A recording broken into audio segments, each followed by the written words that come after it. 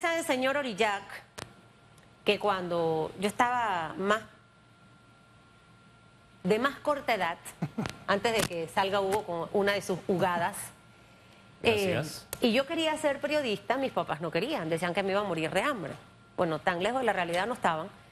Y a mí me tocó hacer estrategia, sin presión negativa, sino siendo estratégica para lograr que me dejaran viajar de la provincia de Chiriquí a Panamá a estudiar. En la vida todo es estrategia, y en este momento lo que necesitamos es una estrategia de consenso. El sector turismo, nuevamente uno de los más golpeados, reservaciones que... termine la pregunta, por favor. Reservaciones... Es que se le fue el micrófono. ¿A mí? Sí, exacto, para que nos dé oportunidad, sí. No la están oyendo bien, para que termine la pregunta. No, sí, exacto. Sí. Oye, yo voy a aprovechar, mientras Susan arregla su micrófono, porque hubo una reunión entre el gobierno y el sector privado. Mi pregunta va en otra dirección. Eso se me quedó allí. Y el resumen ejecutivo que yo recibí de esa reunión explicaba el problema. Pero yo no sé si estoy equivocado. Creo que todos tenemos algún grado de entendimiento de por qué estamos metidos en este berenjenal. A mí lo que me interesa es saber qué vamos a hacer para salir de este problema. ¿Hay algo rescatable en esa dirección de cómo vamos a salir del problema que no esté en ese resumen? Porque yo no lo encontré. Ayúdenos, por favor. Mira, muchas gracias. Buenos días y bienvenido, disculpe. Buenos días, Hugo, Susan, un placer como siempre estar con ustedes aquí esta mañana. Digo, realmente muy preocupado, como creo que estamos todos los panameños que vivimos en este gran país. Esto es una crisis que nuevamente trae a la palestra lo que la pandemia no solamente afectó al sector turismo, porque no estamos hablando nada más del sector turismo, sino estamos hablando del país, y estamos hablando de realmente el futuro de la nación y el futuro como panameños, y el futuro de este país definitivamente está en juego.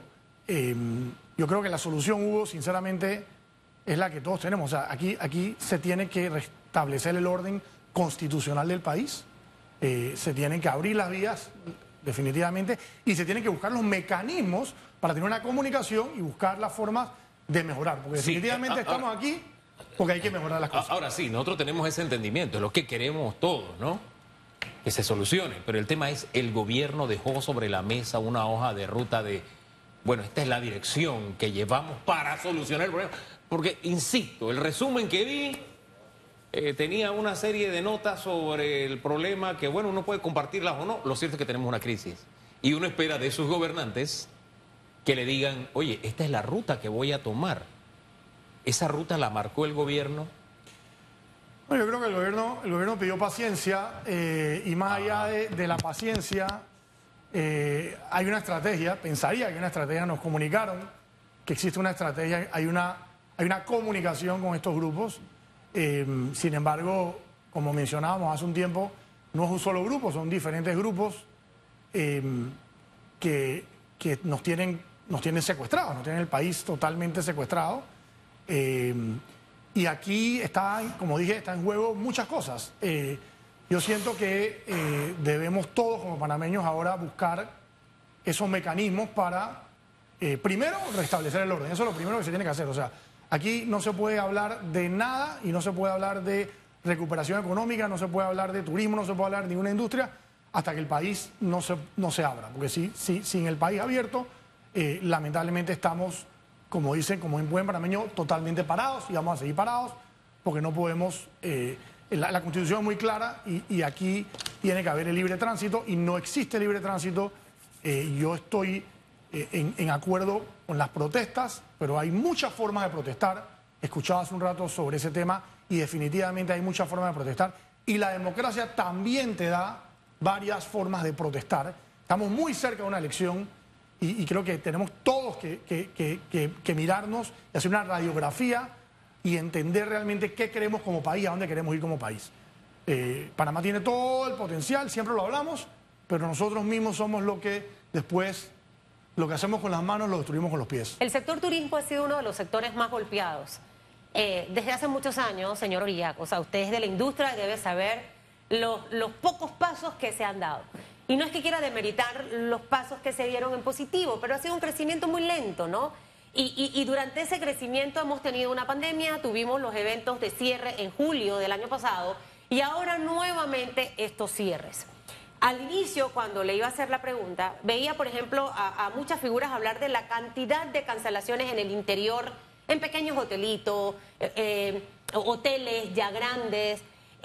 Ustedes tienen cuantificado al día de hoy en dólares cuánto ha perdido el sector turismo ya en estas 3 semanas. Esa es la pregunta número 1.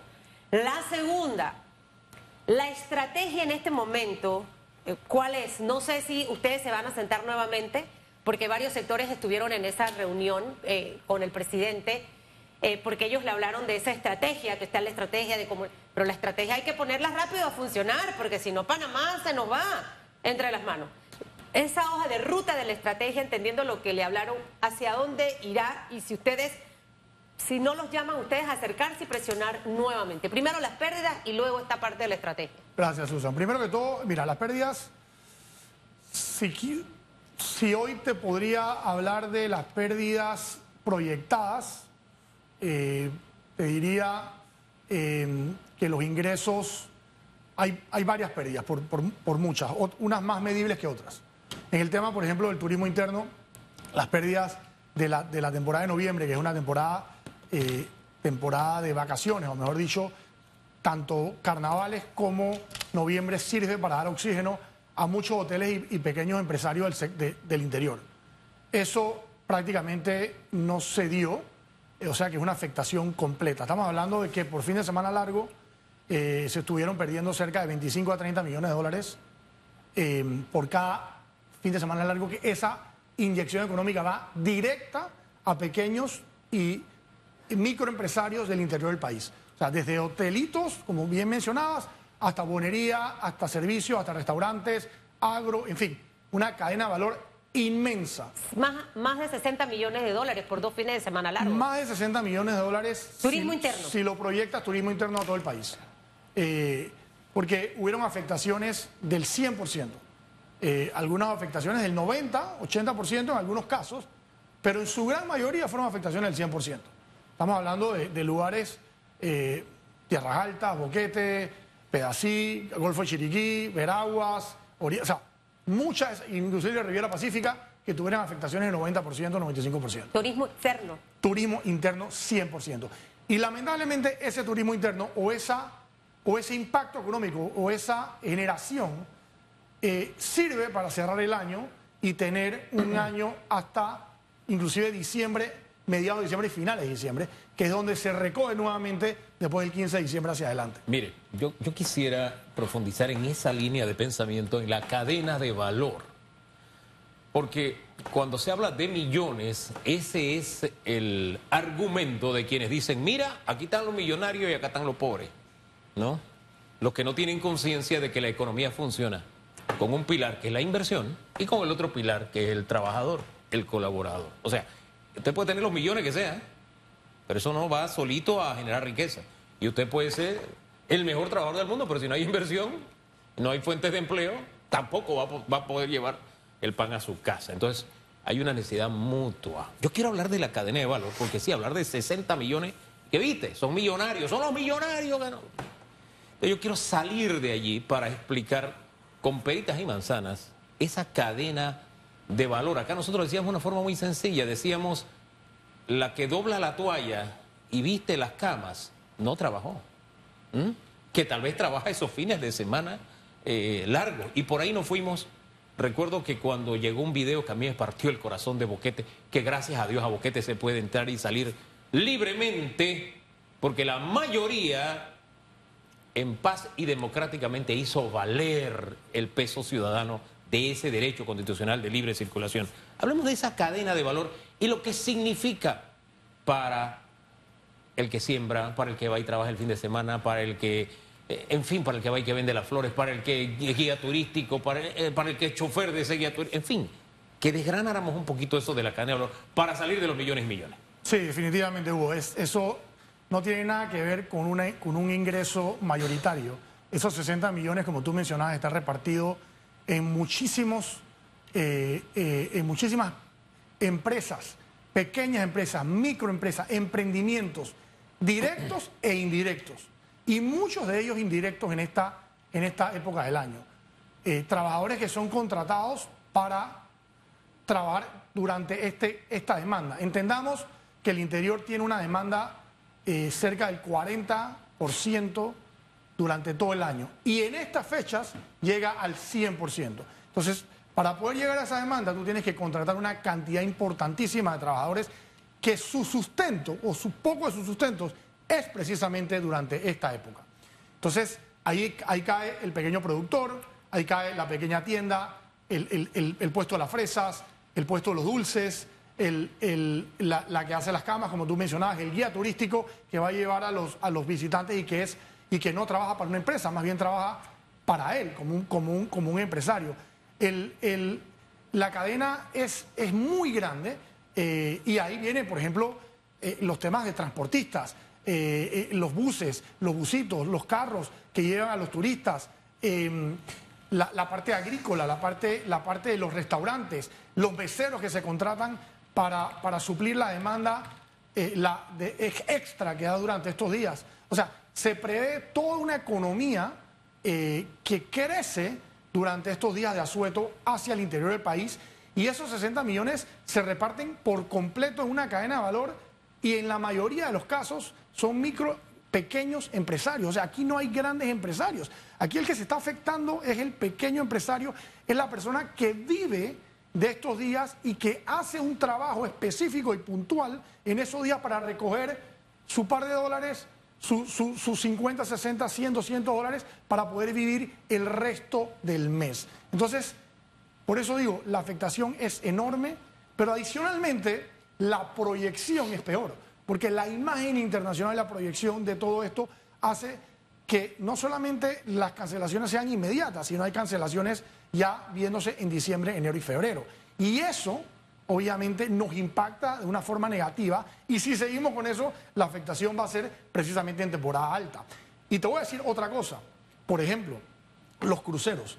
Nosotros hemos perdido varias salidas de homeports de cruceros, y eso en su mayoría sí, son grandes empresas que llegan, pero nuevamente la cadena de valor es enorme, porque muchas de las personas, taxis, transportistas, guías, vendedores, ambulantes, restaurantes, las artesanías viven de eso. Sí. Los pequeños negocios del casco, los centros de artesanía, los mercados de artesanía, todos viven de eso. Es más, el agro vive de eso. Es más, el impacto es muy grande, pero más allá de la industria del turismo, es a nivel nacional, y como dije anteriormente, el turismo puede ser esa renta sustitutiva. Sí, hablamos de que puede ser la renta sustitutiva si queremos un país más sostenible, sin minería y todo lo demás. Pero él es también, al mismo tiempo, la industria que más duro se golpea, y al momento que esto pasa, la percepción es muy delicada, claro, esa percepción internacionalmente. Hablábamos al inicio de las pérdidas en el turismo interno. Quien en su vida no ha hecho duros para vender, probablemente no va a entender que invirtió $10 y que se ganó $3. Pero si usted puso a una persona a vender duros por la calle, a esa también le tiene que pagar. Entonces de ahí tiene que hacer todas esas rectas. Esa cifra de los 60 millones en turismo interno fue lo que se perdió y que era muy añorado por todos esos negocios para esta época de fin de año, para recuperar el año 2023, que ha sido un año muy duro y complicado. El turismo de afuera, ese que viene, de este turista que viene a conocer la ciudad, los hoteles, los pocos que quedan operando en la ciudad de Panamá, algunos que acababan prácticamente de reactivarse hace un par de meses, de esas pérdidas, ustedes también tienen una dimensión. ¿Qué puede ocurrir en las próximas semanas con los colaboradores específicamente de este sector? Si es un sector, señor Orilla, que no se mueve, o suspenden contratos o desvinculan. O sea, es para entender un poco lo que viene, el impacto de ese turismo que viene de afuera y lo que puede continuar de no poner fin a estos cierres de calle. Las protestas pueden continuar de manera u otra que no afecten el libre tránsito, pero los cierres de calle impiden precisamente el crecimiento económico. Esas dos cositas, por favor. Dos escenarios, Susan, dos escenarios. El primero hablaba de la suspensión de contratos. Obviamente eso es una posibilidad que ya se está dando y ya muchas empresas han ido hacia buscando la forma de poder suspenderlo porque definitivamente no se pueden mantener. Pero adicionalmente a la suspensión de contratos también se suspendieron primero las personas que fueron contratadas por temporada. O sea, hubieron contratos de informales que llegaban para hacer eventos, para hacer... había muchos eventos en Panamá, desde congresos, convenciones, eventos sociales, y eso impacta de manera muy grande al país. La parte internacional, definitivamente, no sé si te acuerdas, hace algunos meses atrás yo hablaba de que el último trimestre del año era uno de los más importantes para poder cerrar con una proyección de 2.5 millones de pasajeros, que es lo que estamos proyectando, y un crecimiento importante comparado con el 2019. O sea, que íbamos a crecer en números totales y impacto económico. Esas cifras están, probablemente no vamos a llegar a esos lugares, por supuesto, por esto. Ojalá podamos abrir, podamos restituir lo que queda para poder un poco proyectar lo que teníamos para el cierre del año y proyectar lo que teníamos para el primer trimestre del año, que es la temporada más alta del país. ¿Cuánto es la mano de obra en este momento en el sector turismo? Y que obviamente se redujo post pandemia. Y que ahora con este escenario, si no se arregla, si no se soluciona, puede aumentar. Estábamos hablando en su momento hablábamos antes de la pandemia de 65.000, 60.000, 65.000, hasta 120.000 personas, o sea, directa e indirectamente, que dependían directamente del turismo, o sea, que estaban medidos en ese sentido en la industria del turismo como tal. Pero la industria, si la mides de forma indirecta, como hablábamos en la cadena de valor, es mucho más grande porque representa el 10% del Producto Interno Bruto. Y esos 120.000 máximo y 60.000 mínimo, ¿cuánto quedó después de pandemia? Llegó hasta 40.000, se perdieron cerca de 20.000, 25.000 empleos que se vinieron recuperando poco a poco y se veía proyectando que para el próximo año los números se podían nivelar. ¿Esos puestos pueden en este momento estar en peligro nuevamente? Están en peligro, están totalmente en peligro. Si no tomamos o sea, estaban en peligro ayer. Y esperemos que hoy entendamos de que las protestas, como dices, hay muchas formas de protestar, pero no podemos vivir en un país secuestrados, porque si no hay libre circulación, no hay turismo. Y las personas no van a venir a Panamá a encerrarse en un lugar donde no pueden salir. ¿Cuál es la estrategia que le comunicó a ustedes el gobierno? Tenemos comunicación, tenemos esto otro, pero hay pasos a seguir. Ya para esta semana hay anuncios, de hecho hay una huelga indefinida para el día jueves, estamos a lunes, todavía estamos a tiempo de... ¿Hay un plan de acción, alguna agenda del sector turismo, el sector empresarial de una manera u otra va a presionar? Veíamos el comunicado de la Cámara de Comercio porque... algo hay que hacer. Si del otro lado está estático, algo hay que hacer. ¿Cuál es esa estrategia, esos pasos a seguir? Nosotros como Cámara Nacional de Turismo estuvimos presentes en la reunión con el presidente, al igual que la Cámara de Comercio, otros gremios productivos del país, con el CONEP, que fue el que llevó adelante. Mira, hablamos de diferentes escenarios, no una estrategia definida, lamentablemente, ojalá, pero nosotros vamos a seguir en acciones muy puntuales que vamos a seguir desarrollando. Lo que sí te puedo decir es que la industria turística tiene un plan de acción, la industria privada tiene un plan de acción y el sector productivo, la comunidad, nosotros nos estamos acercando a la comunidad a poder... Mira, a mí me da mucha tristeza porque el tema de educación también es parte importantísima del sector turismo, es la columna vertebral de la industria y obviamente del país. Y adicional... Nosotros tenemos comunidades dentro de las comunidades indígenas que tenían producto turístico. Tenemos 2, 3, 4 grupos que nos han llamado, audios, llamadas, que tenían grupos, estaban muy entusiasmados y que hoy en día simplemente están en cero y está en juego el sustento de su familia. O sea, no está en juego el sustento de alimentos, el sustento de necesidades básicas. Entonces, queremos sacar adelante la sociedad a través de una distribución de riquezas que el turismo lo puede lograr, pero estamos cerrándole a esos pequeños microempresarios, comunidades dentro de las comunidades indígenas que se habían organizado, le estamos quitando la esperanza. O sea, y la verdad que eso duele muchísimo porque esto es un trabajo que han venido haciendo por 2, 3, 4 años, donde estaban ya viendo los primeros frutos y ahora, ¡pam!, cayó esto. Eso duele tanto por lo que están bloqueando esa posibilidad, pero duele tanto por quien ve arder esto y no piensa en, oye, aquí no es cuestión de días, es cuestión de horas. Hay gente que hoy no tiene que poner al mediodía en el almuerzo en su casa, producto de todo lo que está pasando. Por eso de que estamos haciendo los enlaces, qué sé yo. Imagínense, para que pasen estos 2 furgones de medicamentos, hacer el llamado públicamente como un favor.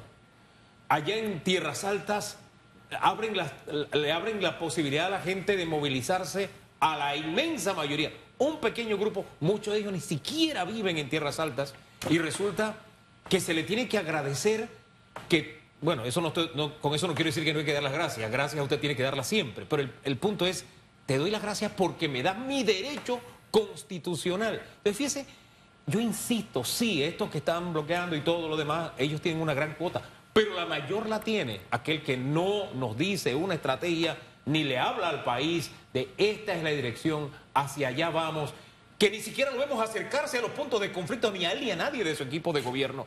Eso nos preocupa. Que salga el PRD, un diputado que dice ser líder de su región y que no lo hemos visto en la calle viendo cómo soluciona los problemas. Totalmente. Aquí tenemos, el Estado está lleno de jerarcas muy bien pagados que bien pueden accionar, desde el representante de corregimiento, el alcalde, el diputado, una serie, ministro, viceministro, si es que el presidente no puede, vicepresidente, y no, todo el mundo está viendo cómo arde Roma. El llamado tiene que llamarse al orden constitucional. Tú lo acabas de mencionar, Hugo. Al final vivimos en un país donde existe un orden constitucional y existen las autoridades. Nos guste o no nos guste, a algunos les gusta, a algunos no les gusta, pero tenemos que llamar al orden constitucional y tenemos que reabrir el libre tránsito, porque es tan inconstitucional, puede ser tan inconstitucional la minería como el cierre de calles, es lo mismo. O sea, estamos ahora mismo cerrando las calles y cerrando las vías, que es un derecho de todos los panameños, donde la gran mayoría y la inmensa mayoría le pide al pueblo, y nosotros como sector, como comunidad, le pedimos al gobierno que actúe y que establezca el orden constitucional. O sea, necesitamos que el gobierno se pronuncie y que abra las vías. Esa le toca al gobierno, es su deber como autoridades del país. Aquí no pueden haber corredores humanitarios. Nosotros no vivimos en un estado de guerra, vivimos en un estado de derecho. Tenemos un gobierno, tenemos una institución, una institucionalidad. Ya es hora de que cumplamos la Constitución y restauremos el orden del país. O sea, hacemos un llamado a esto porque lamentablemente todos nos vamos a ver afectados.